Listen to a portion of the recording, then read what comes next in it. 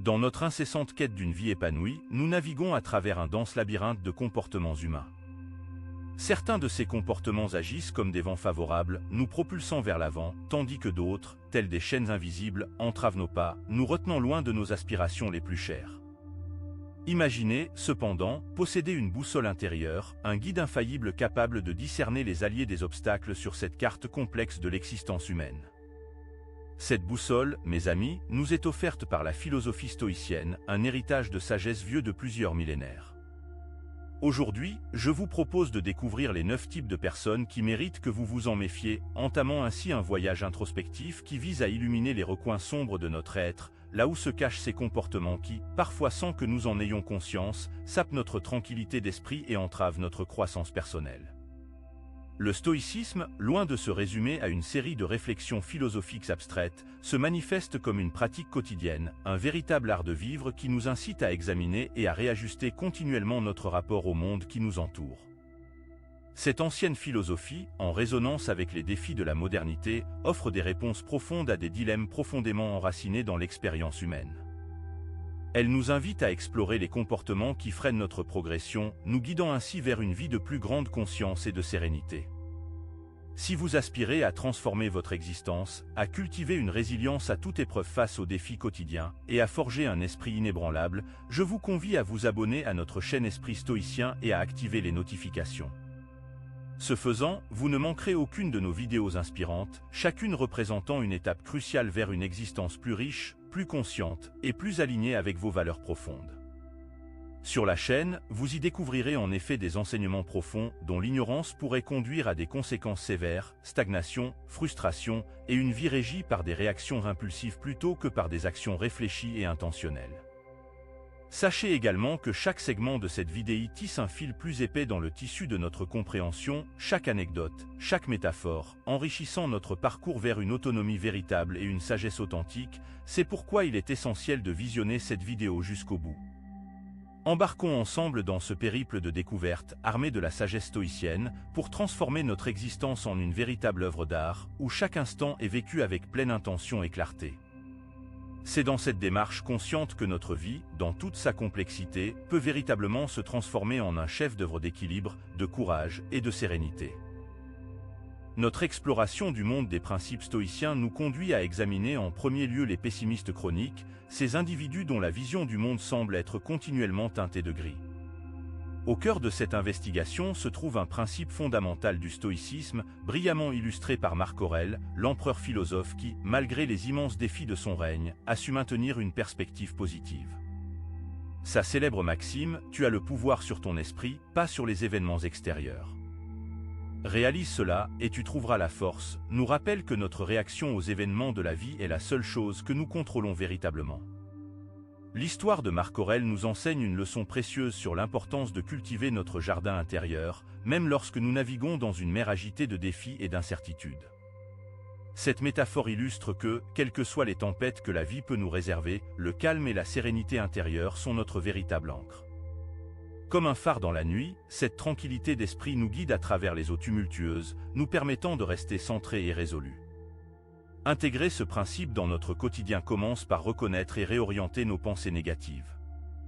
Chaque fois que nous nous surprenons à sombrer dans le pessimisme, nous avons l'opportunité de pratiquer ce contrôle de l'esprit, de rediriger nos pensées vers un chemin plus constructif et optimiste. Cette pratique quotidienne, bien que simple en théorie, demande détermination et persévérance. Toutefois, il convient de se méfier des dangers de se laisser entraîner par le pessimisme d'autrui.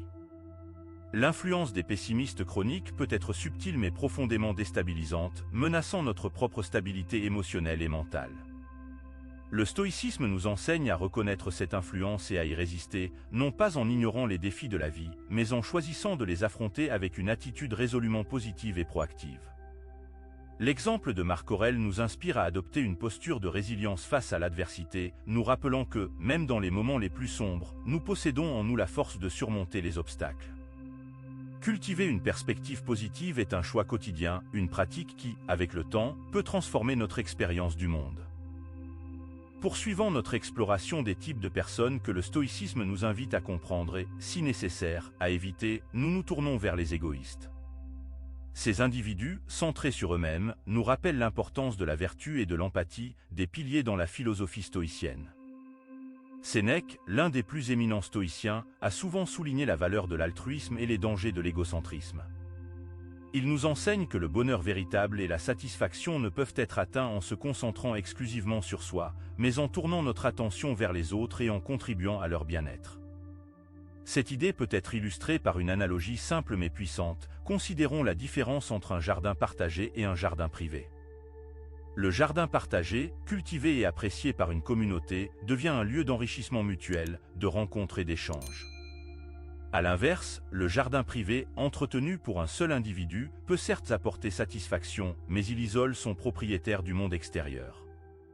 Cette image nous invite à réfléchir à la manière dont nous choisissons de vivre notre vie. Cherchons-nous à construire des ponts vers les autres, ou préférons-nous nous enfermer dans notre propre monde? Dans notre quotidien, pratiquer l'empathie active est un moyen concret d'appliquer ce principe stoïcien. Cela signifie écouter véritablement les autres, se mettre à leur place, et agir de manière à soutenir et à enrichir leur vie autant que la nôtre. Cette approche ne nécessite pas de grands gestes, mais plutôt une série de petites actions et d'attentions portées au quotidien.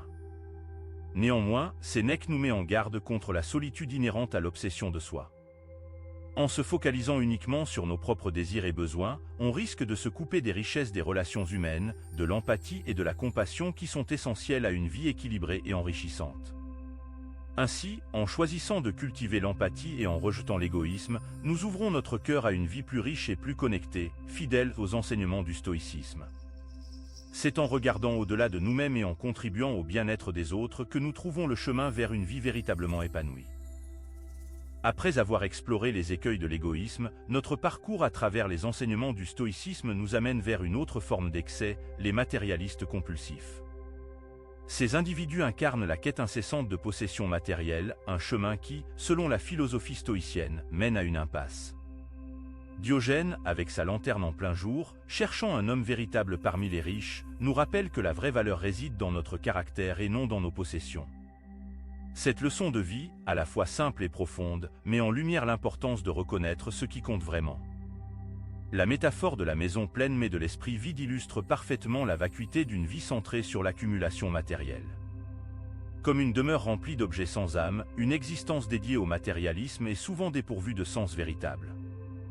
Sénèque nous avertit à ce sujet, le pauvre n'est pas celui qui a peu, mais celui qui en veut toujours plus. Cette citation souligne l'insatisfaction perpétuelle qui accompagne la soif de possession. Face à cette réalité, adopter des pratiques de minimalisme conscient apparaît comme une voie libératrice. Le minimalisme, loin d'être une simple tendance, est une approche de vie qui favorise la qualité plutôt que la quantité, encourageant à trouver la satisfaction dans l'essentiel plutôt que dans l'excès. Cela ne signifie pas renoncer à tout confort matériel, mais choisir consciemment ce qui enrichit réellement notre vie. L'avertissement ici est clair, le vide émotionnel que le consumérisme cherche à combler ne peut l'être par des biens matériels. Cette recherche incessante de satisfaction dans l'extérieur est vouée à l'échec, car elle néglige le développement intérieur, source véritable de contentement et de paix. Ainsi, en réfléchissant à l'exemple de Diogène et aux paroles de Sénèque, nous sommes invités à réévaluer nos priorités, à chercher la richesse non pas dans nos placards et comptes en banque, mais dans la profondeur de notre être et la qualité de nos relations. C'est en embrassant les principes du stoïcisme que nous pouvons naviguer vers une vie plus équilibrée et significative, libérée de l'emprise du matérialisme. Naviguant plus profondément dans notre exploration des comportements humains à travers le prisme du stoïcisme, nous abordons le sujet épineux des manipulateurs. Ces individus, maîtres dans l'art de contrôler les autres, nous confrontent à une vérité stoïcienne fondamentale, notre liberté intérieure est inaliénable, même face à la manipulation. Épictète, un sage stoïcien qui fut lui-même esclave, nous offre une leçon puissante à travers son récit. Malgré sa condition, il a trouvé une liberté intérieure indéfectible, illustrant que même dans les chaînes physiques, l'esprit peut rester libre. Cette leçon est renforcée par l'analogie du marionnettiste et de ses marionnettes. Si nous laissons les manipulateurs tirer nos ficelles, nous devenons de simples objets dans leur jeu. Cependant, reconnaître notre capacité à choisir de ne pas être manipulés est le premier pas vers la réclamation de notre autonomie. C'est là un appel à exercer notre volonté et à défendre notre espace mental contre toute intrusion. Dans notre vie quotidienne, cela se traduit par la reconnaissance et l'établissement de limites personnelles claires. Apprendre à dire non, à distinguer les demandes raisonnables des tentatives de manipulation et à maintenir notre intégrité face à la pression sont des compétences essentielles. Ces actions quotidiennes reflètent notre engagement à préserver notre liberté intérieure et à vivre en accord avec nos principes. Cependant, Épictète nous avertit de la perte d'autonomie personnelle qui menace lorsque nous laissons les manipulateurs diriger notre vie. Perdre le contrôle de nos choix et de notre volonté est un risque réel, mais le stoïcisme nous offre les outils pour reconnaître et combattre cette influence. Cultiver une forte conscience de soi, renforcer notre résilience émotionnelle et pratiquer la réflexion sont des moyens par lesquels nous pouvons affirmer notre liberté intérieure. En faisant écho à la sagesse d'Épictète, nous comprenons que la véritable liberté réside dans notre capacité à rester fidèles à nous-mêmes, indépendamment des circonstances extérieures. Face aux manipulateurs, notre plus grande défense est notre intégrité inébranlable, un trésor que nul ne peut nous ôter. Continuant notre exploration des comportements humains sous l'angle du stoïcisme, nous rencontrons ensuite les colériques. Ces individus, souvent emportés par leurs émotions, incarnent l'antithèse de la maîtrise de soi, un pilier central de la philosophie stoïcienne. Une histoire édifiante à ce sujet est celle de Socrate, qui, face à l'insulte, est resté imperturbable, démontrant une maîtrise de soi exemplaire. Cette anecdote illustre la force intérieure nécessaire pour rester calme face à l'adversité. La colère, comme le feu, ne brûle que si on lui fournit du combustible. Cette métaphore souligne qu'une émotion aussi destructrice que la colère a besoin d'attention et d'énergie pour exister. Marc Aurèle, dans sa sagesse, nous rappelle que la meilleure réponse à la colère est le silence. Ce conseil intemporel de l'empereur philosophe met en lumière l'importance de ne pas alimenter davantage la flamme de la colère, que ce soit en nous ou chez les autres. Dans la pratique quotidienne, la gestion de la colère et de la frustration devient cruciale. Cela commence par reconnaître les premiers signes de l'irritation et choisir consciemment de ne pas y succomber. Des techniques telles que la respiration profonde, la réflexion avant de répondre et la pratique de la gratitude sont autant d'outils qui nous aident à garder notre calme et à répondre de manière mesurée et réfléchie. Marc Aurèle nous met en garde contre les conséquences destructrices de la colère non contrôlée. Laisser libre cours à la colère peut détruire des relations, mener à des regrets et éroder notre propre paix intérieure. Le stoïcisme nous enseigne donc à cultiver la patience, l'empathie et la compréhension, non seulement pour notre propre bien-être, mais aussi pour celui de notre entourage. Ainsi, face aux défis et aux provocations de la vie, rappelons-nous l'exemple de Socrate et la sagesse de Marc Aurèle. En choisissant de répondre avec calme et réflexion, nous honorons notre engagement envers une vie stoïcienne, marquée par la sérénité et la maîtrise de soi. Après avoir abordé les défis posés par les colériques, notre attention se porte désormais sur les procrastinateurs, ces individus qui remettent à plus tard ce qui pourrait être fait immédiatement. Le stoïcisme, avec son accent sur l'importance de l'action et de vivre dans le présent, nous offre un cadre pour comprendre et surmonter la procrastination. Un exemple marquant est celui de César et de sa décision d'envahir la Gaule, une action entreprise malgré l'incertitude et la peur de l'échec, démontrant la valeur de l'engagement et de la détermination. Cette idée est renforcée par l'analogie de la rivière qui ne cesse de couler, symbolisant l'importance du mouvement constant et de l'adaptation au changement. Comme une rivière traverse divers terrains tout en continuant à s'écouler, nous devrions aussi avancer dans la vie, sans laisser la peur ou la paresse nous immobiliser. Le proverbe chinois, le meilleur moment pour planter un arbre était il y a 20 ans. Le deuxième meilleur moment est maintenant. Capte l'essence de prendre des initiatives sans délai. Pour intégrer cette sagesse dans notre quotidien, il est crucial de développer des méthodes pour surmonter la procrastination. Cela peut inclure la division des tâches en étapes plus petites et plus gérables, l'établissement de priorités claires, et la pratique de la gratification différée pour encourager l'achèvement des tâches.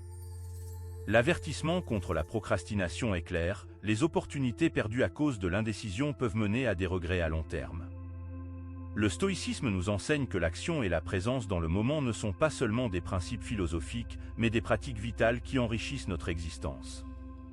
En suivant l'exemple de César et en méditant sur le proverbe chinois, nous sommes encouragés à agir avec courage et détermination. Embrasser le présent et agir avec intention nous permet de vivre une vie plus pleine et plus significative, en harmonie avec les enseignements stoïciens. Poursuivant notre exploration des comportements à éviter selon le stoïcisme, nous abordons la question des conformistes. Ces individus, qui s'alignent souvent sans réflexion avec les idées et les comportements dominants, nous offrent l'occasion de réfléchir à l'importance cruciale de penser par soi-même et de vivre selon ses propres valeurs. L'exemple de Sénèque, contraint à l'exil mais restant fidèle à ses principes malgré l'adversité, incarne la résilience et l'intégrité. Son histoire nous rappelle que la vraie force réside dans notre capacité à rester authentique dans les moments les plus difficiles. L'analogie du poisson nageant contre le courant illustre bien la difficulté et la beauté de l'authenticité. Ce n'est pas la voie la plus facile, mais c'est celle qui mène à la véritable réalisation de soi.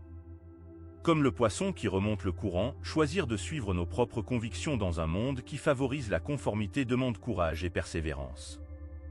Dans notre vie quotidienne, cultiver l'indépendance d'esprit et l'authenticité est fondamental.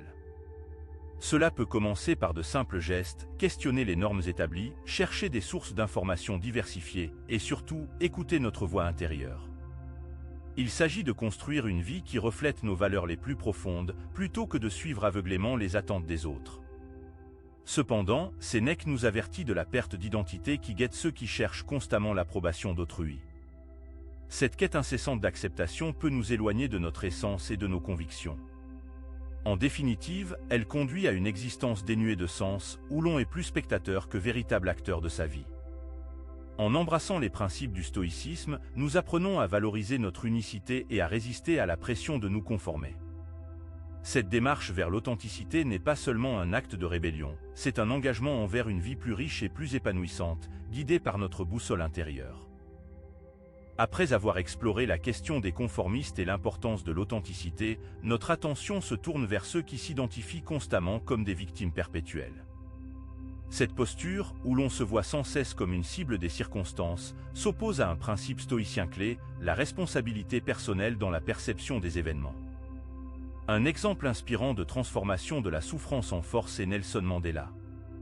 Malgré les années d'emprisonnement injuste, Mandela a su canaliser sa douleur en une force pour le changement positif, incarnant la puissance de la résilience face à l'adversité.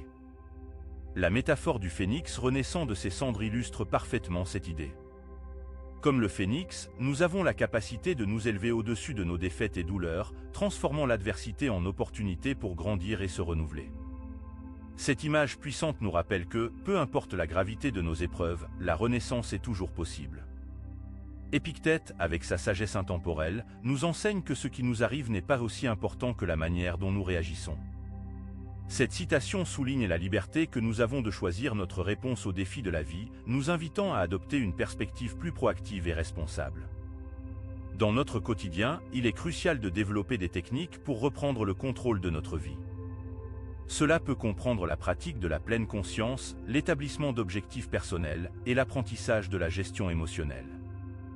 Ces outils nous aident à passer de la passivité à l'action, du sentiment d'impuissance à un sentiment de pouvoir personnel. Cependant, nous devons être vigilants contre le piège de l'auto-apitoiement et de la passivité. Ces attitudes ne font que perpétuer le cycle de la victimisation et nous éloignent de notre potentiel de croissance et de bonheur.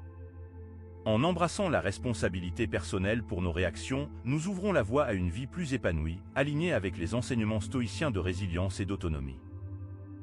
Clôturant notre exploration des personnalités mises en garde par le stoïcisme, nous nous penchons sur les perfectionnistes paralysés. Ces individus, en quête constante de la perfection, se retrouvent souvent entravés, incapables d'agir face à la peur de l'échec. Le stoïcisme nous enseigne la poursuite de l'excellence plutôt que de la perfection, un principe incarné par Zénon de Citium. Malgré les critiques, Zénon a continué à perfectionner la philosophie stoïcienne, démontrant l'importance de l'effort et de l'amélioration continue. Cette leçon est illustrée par la métaphore de l'archer visant le centre de la cible. L'important n'est pas d'atteindre la perfection à chaque tir, mais de se concentrer sur l'effort et d'apprendre de chaque essai. Cette approche nous aide à comprendre que l'erreur fait partie du processus d'apprentissage et de croissance. Le proverbe stoïcien « mieux vaut faire et regretter que de ne pas faire et regretter » souligne la valeur de l'action sur la stagnation. Ce conseil nous encourage à passer à l'action, même face à l'incertitude, car l'inaction mène à la stagnation et au regret. Dans la vie quotidienne, accepter l'imperfection et valoriser le progrès est essentiel pour surmonter le perfectionnisme paralysant.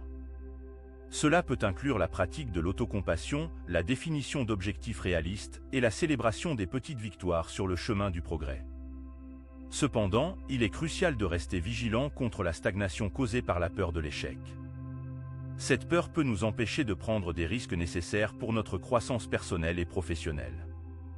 En embrassant la philosophie stoïcienne, nous apprenons à voir chaque défi comme une opportunité de croissance et chaque erreur comme une leçon précieuse. Ainsi, en reconnaissant la valeur de l'effort et en acceptant l'imperfection, nous pouvons dépasser la paralysie du perfectionnisme et nous engager pleinement dans le voyage de la vie, enrichi par chaque expérience. Tout au long de cette exploration, nous avons identifié et analysé 9 types de comportements qui, selon le stoïcisme, peuvent entraver notre croissance personnelle et notre bonheur. De l'importance de contrôler nos réactions aux événements extérieurs, à la valorisation du progrès plutôt que de la perfection, ces leçons nous offrent des perspectives précieuses pour naviguer dans la complexité de la vie moderne.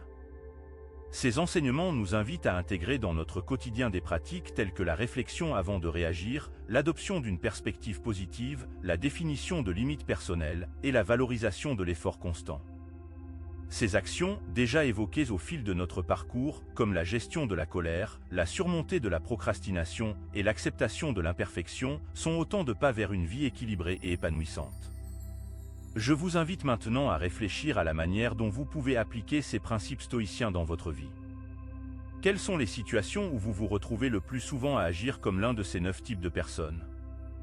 Comment pouvez-vous mettre en pratique la maîtrise de soi, l'authenticité, ou encore l'acceptation de l'imperfection pour surmonter ces comportements ? Partagez vos expériences et vos réflexions dans les commentaires pour enrichir notre communauté avec vos perspectives et vos conquêtes personnelles. Le voyage vers la sagesse stoïcienne est un processus continu, où chaque pas, même petit, est une victoire sur nos tendances naturelles. C'est une invitation à l'action, à ne pas seulement contempler ces enseignements, mais à les vivre pleinement, chaque jour. Pour conclure, rappelez-vous que le stoïcisme n'est pas une doctrine rigide, mais un guide vivant pour atteindre la paix intérieure et l'épanouissement. Commencez dès aujourd'hui à appliquer ces principes et observez comment ils transforment votre vie. Le chemin vers une existence plus riche et plus significative est à votre portée. Engagez-vous avec courage et ouverture dans cette aventure vers une meilleure version de vous-même.